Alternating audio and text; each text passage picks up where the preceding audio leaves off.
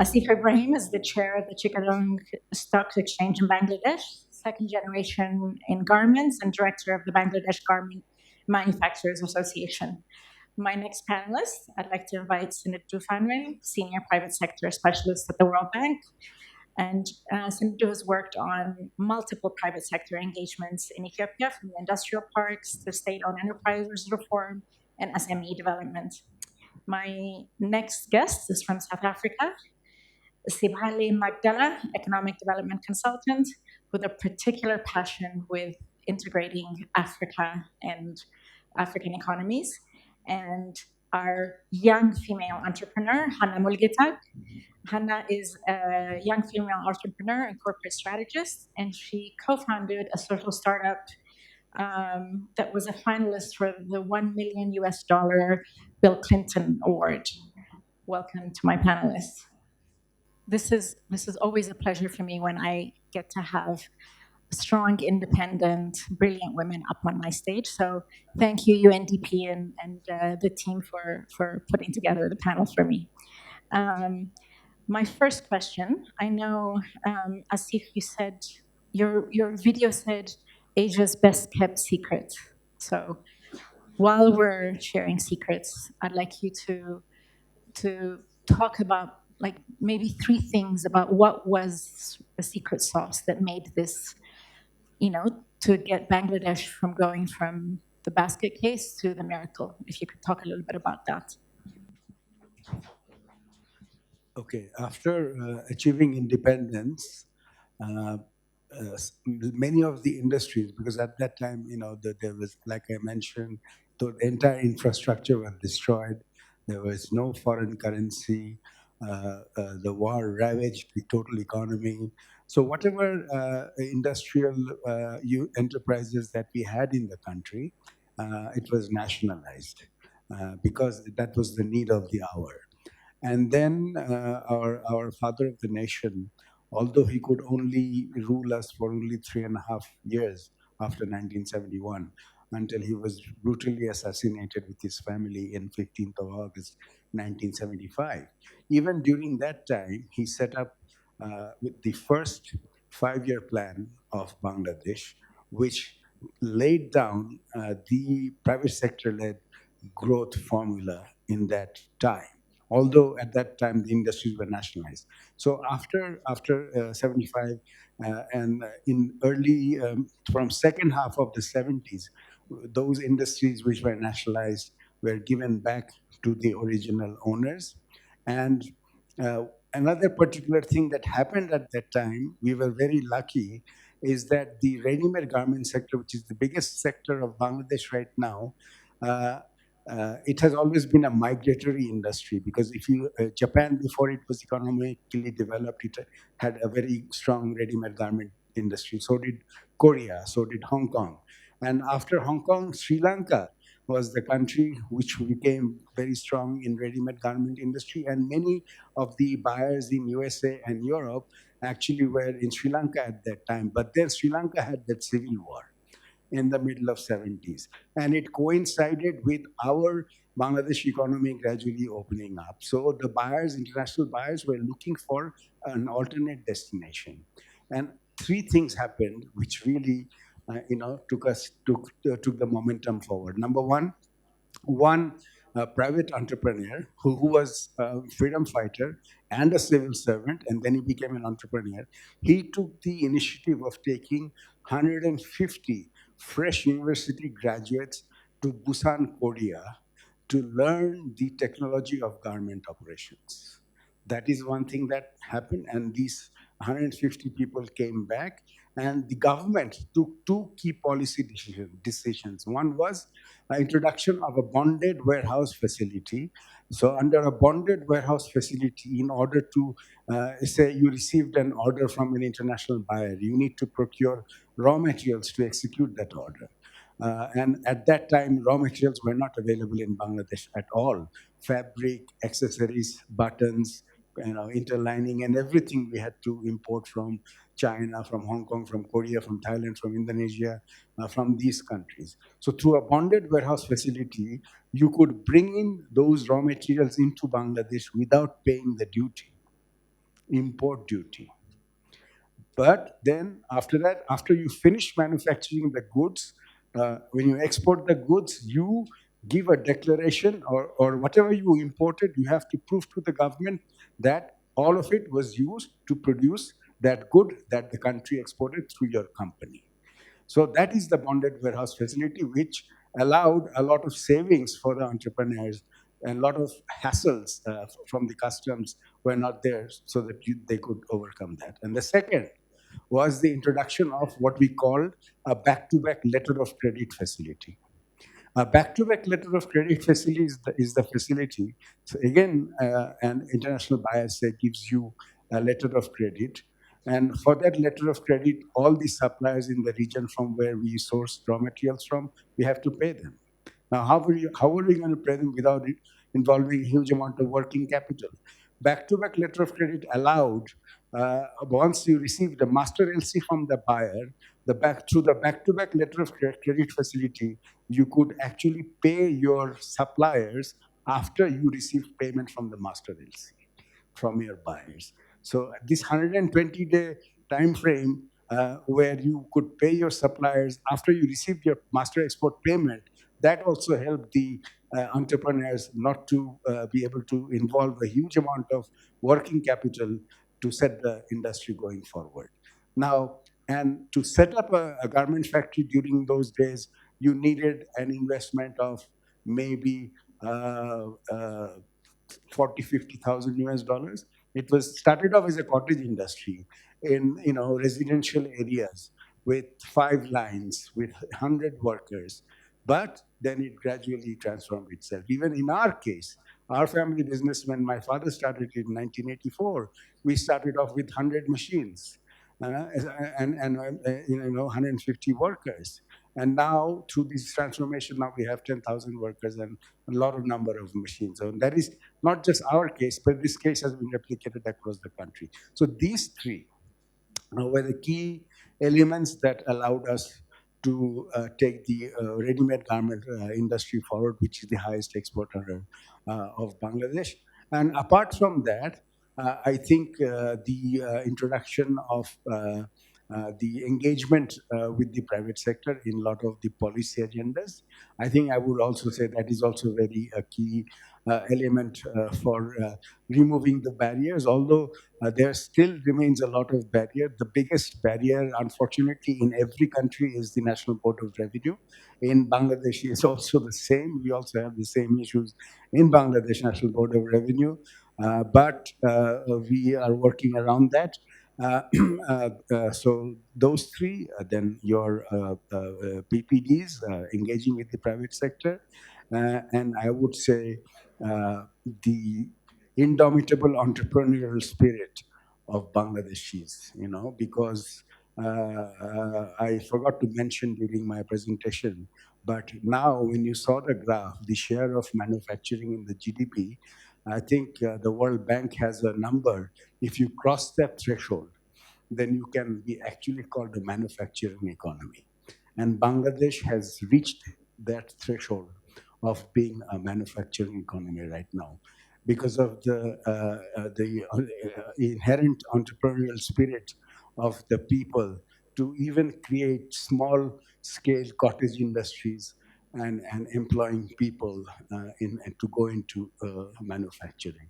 You can starting from small leather bags. We used to have a very strong handicraft industry, which is still there. There also in the rural level, you see the women opening up these things. Oh, I must mention about the role of the non-governmental organizations. I mentioned BRAC in my PowerPoint presentation. They played a very key role to get this rural level engagement of women entrepreneurs in particular to set up these small cottage industries, but they're all manufacturing, small manufacturing. So we have, on one end, huge manufacturing industries in the special economic zones and in the export processing zones, and also outside the export processing zones, but also at the rural level through these NGOs, this revolution took place. And also introduction of microcredit. So one must not forget that. So all of these things combined, along with the political will and stability, which is very important because Ethiopia talks a lot about, peace. I think it's extremely important because we have been through a turbulent period in terms of even after independence, after our father of the nation was assassinated, there was a period where we had a few governments, and at one particular time, we also had military government. But then, since 1991, we have had a steady political government, elected government in place, and particularly from 2009, our current honorable prime minister, she has really, through her political vision and backed by the all the other factors that I talked about, took this country from a bottomless basket to one of the development miracles of Asia. Next, I want to pose a question to you, Sanadu. So, for those of you that don't know, Sanadu has been one of the senior experts on the industrial parks in Ethiopia, and I'm told it's a must-read. But there's this amazing policy report on the industrial parks that her and her team just put out. So, for those of us who haven't read it yet, if you could do a compare and contrast. So Asif just gave us the secret sauce about what made Bangladesh's manufacturing take off. So could you um, take lessons from there? And if you were recalibrating what the industrial park strategy was going to be, if you could comment on that. Thank you. I don't think I can capably speak about Bangladesh, but it's a benchmark country in our report. It's great to have you here, Asif. Um, so maybe let me do 3, 4 key points, just because industrial parks have been benchmarked with Bangladesh, Vietnam, China, Korea. There is a lot of studies, knowledge for people who had been around in this sector, probably are tired of hearing of it. But we are where we are. So I just want to focus on what industrial parks are right now in Ethiopia and kind of see what Asif had said, and maybe where we can do better or learn better. But I just want to put a caveat that Bangladesh started this in 1980, 81 to be exact, I think, in terms of going into garment sector. That's a good 40 years on us. The environment, the context, the reality is different. So I personally do not like to think of us emulating or maybe even obsessing about too much learning from experiences of 40 years ago, with all due respect to the Asian countries. The reason I say that is even from the audience and the panel you have today, we do have a lot of people who are digital technology oriented, financial sector oriented, which is a reality that didn't exist. Meaning we do have a new opportunity, and while we're fixated about building parks which are shiny, maybe the opportunity might be in a different route. So I just want to put that caveat in place. Um, Also, I would like to say that in terms of policy, it's a space I haven't been. I have been in Ethiopia since the beginning. I've been around a little bit longer than a lot of people. I don't think Ethiopia has a problem of policy around industrial parks. I think we do have a good policy. It may not be perfect, but it's a workable policy. But where we have a difference maybe from Bangladesh and other countries is how the implementation and the ownership and the leadership, and maybe exaggerated by political instability, may have evolved in a different result. Our report actually shows that Ethiopia's industrial parks have mirrored a similar growth trajectory as Bangladesh and Vietnam and Kenya. So we're not far off, at least pre-COVID. Of course, there is COVID, there is conflict, and there is a whole set of issues there now. So we were in the right place. But were we doing it in the right way, or were we maximizing learnings from other countries who had done it before us? Some of them were very intuitive. Um, have we done that? If you ask my honest opinion, no. And the differences are maybe around four issues. One is, and I think it's been said, so I wouldn't talk too much about it, is implementation capability. Not only people's capacity to do things, but in terms of even there is a principle in Ethiopia, learning by doing. I think Professor said it early on. It's a concept I clearly don't understand because there are things you can simply learn. You don't have to recreate it. So I think there were missed opportunities around that. For instance, Bangladesh in the early days, the research shows that it was calibrating its implementation quickly when they started the SEZ agenda. They experimented with a number of models. They did a full public sector led, and then they tried the private sector led, and then they went somewhere in between. They did a lot with entrepreneurs, SMEs, and women, which is something we have not done. Ethiopia had not done that much work in terms of bringing in a broader set of community, while the focus had been bringing in the FDI. There was a segment that could have been leveraged that we didn't leverage. Um, Bangladesh worked a lot with the youth, and I think that might have also helped maybe with the political economy around SEZs. That would be my suspicion. But there were a lot of youth, women engagements, and that might have helped with maybe successful implementation. And then maybe the fourth point would be around I mean, leadership or ownership and leadership around the agenda. In Ethiopia, it's individual. No, people come, we say yay. People go, we're like forget about it, and I think we've paid for it, positively or negatively, whichever way. There are pros and cons on it.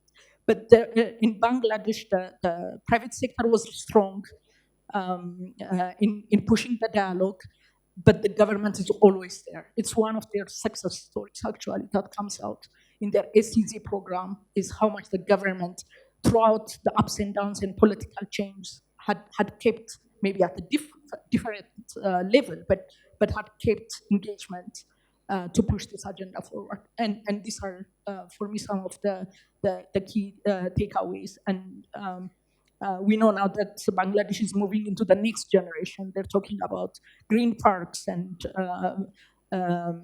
moving away from pollutant industries or water consuming industries, which for us, coming 40 years later, we should not be learning it the hard way. We can just jump in and see where they are, I think there are a lot of lessons there to be. One last thing before you give away the mic. What is your perspective of the future of Ethiopian manufacturing?